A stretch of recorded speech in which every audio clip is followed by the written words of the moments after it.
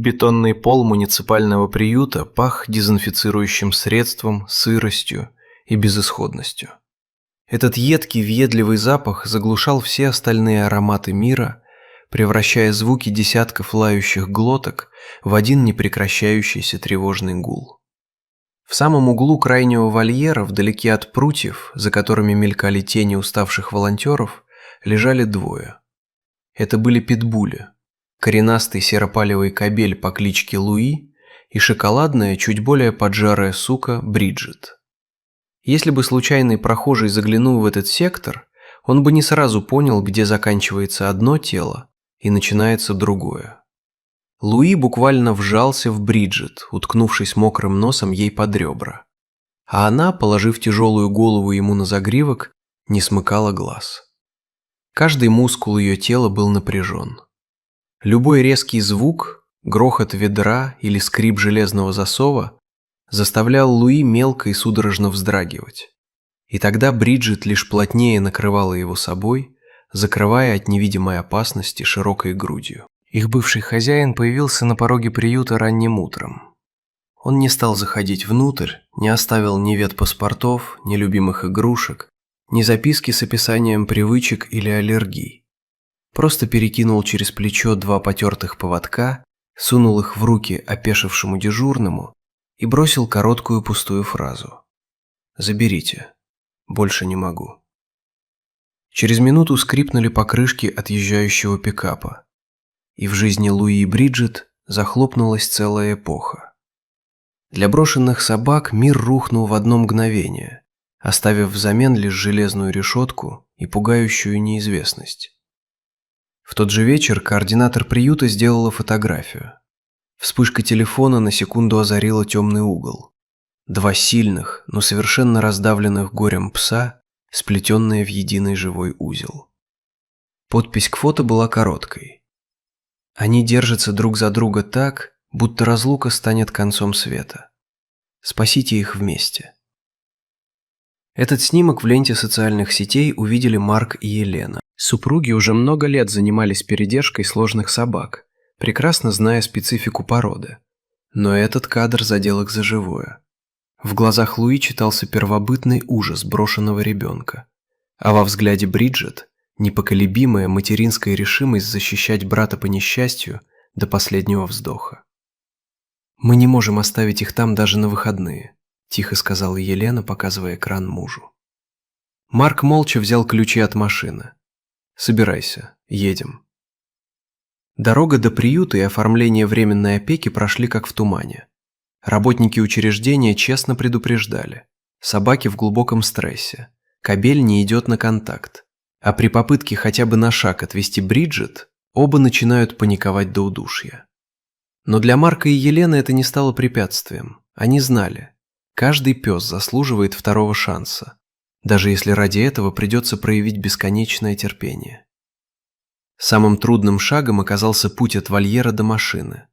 Луи практически отказывался идти. Его лапы подкашивались и скользили по гладкому кафелю. Бриджит шла впереди, постоянно оглядываясь, тыкаясь носом в его щеки и буквально волоча за собой невидимую нить уверенности. Но стоило тяжелой двери багажника универсала открыться, как Луи в панике забился под переднее пассажирское сиденье. Машина тронулась. Кобеля трясло крупной неудержимой дрожью. Его мышцы сводило судорогой от страха перед новой переменой места. Тогда Бриджит протиснулась следом, легла прямо поверх него, распластавшись защитным куполом, и начала методично, спокойно вылизывать его уши. Ее глубокое, размеренное дыхание постепенно перекрыло панический ритм сердца Луи. Он уткнулся лбом в теплый живот подруги, и только тогда его дрожь начала утихать. Прибытие в дом супругов открыло новую главу, полную маленьких испытаний. Оказалось, что питбули совершенно не понимали, что такое жизнь внутри человеческого жилища. Они пугались звука закипающего чайника, вздрагивали от шороха открывающихся дверей шкафа и замирали, словно вкопанные, перед лестницей на второй этаж. Паркет казался им ненадежным льдом, а телевизор – угрожающим окном в чужой шумный мир. Чтобы помочь собакам адаптироваться и почувствовать границы личного пространства, Марк и Елена решили использовать специальные просторные домашние вольеры-боксы. Это должно было стать их безопасной гаванью, где никто не потревожит их покой. Сначала супруги установили 2 отдельные клетки рядом, полагая, что каждому нужно личное место для отдыха. Но этот план провалился в первые же секунды. Луи, оказавшись запертым в одиночестве, начал метаться от стенки к стенке, скулить на высокой звенящей ноте и царапать поддон лапами до крови.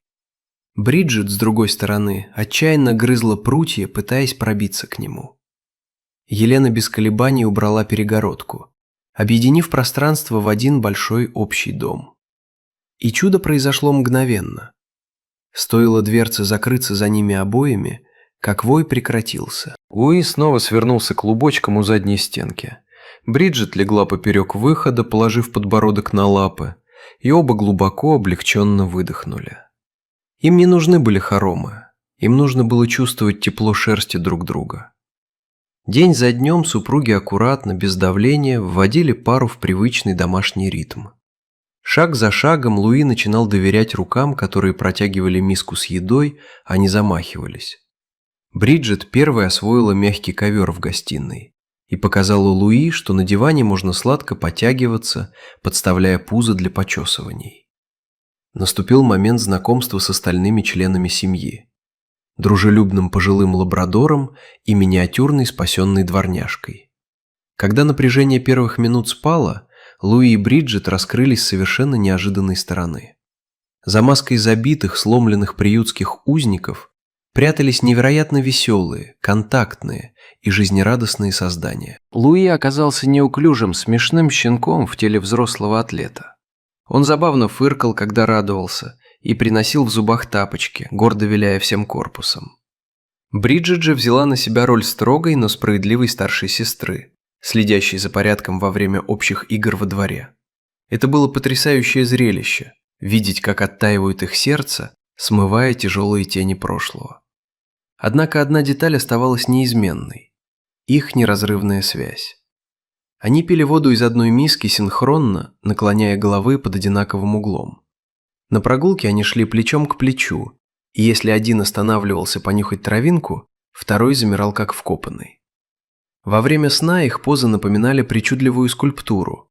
Они переплетались лапами, согревая друг друга дыханием. Становилось совершенно ясно. Разделить эту пару означало бы уничтожить все то хрупкое счастье, которое они только начали обретать.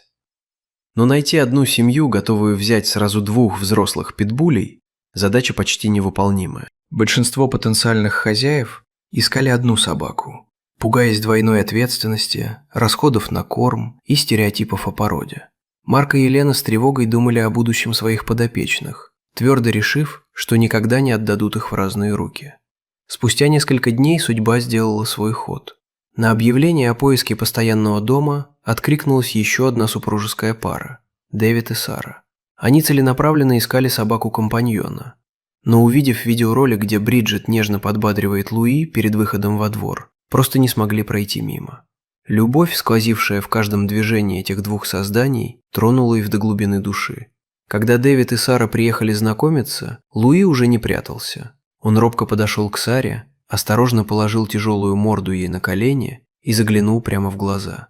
Бриджит подошла следом, мягко прислонившись к боку Дэвида, словно говоря: «Мы готовы, мы доверяем вам». Вопрос был решен за считанные минуты. Луи и Бриджит вместе отправились в свой настоящий постоянный дом, к людям, которые поняли ценность их нерушимой дружбы. В новой семье для них уже приготовили один огромный мягкий лежак на 2, где они по-прежнему засыпают в обнимку, зная, что страшные дни скитания и одиночества остались позади навсегда.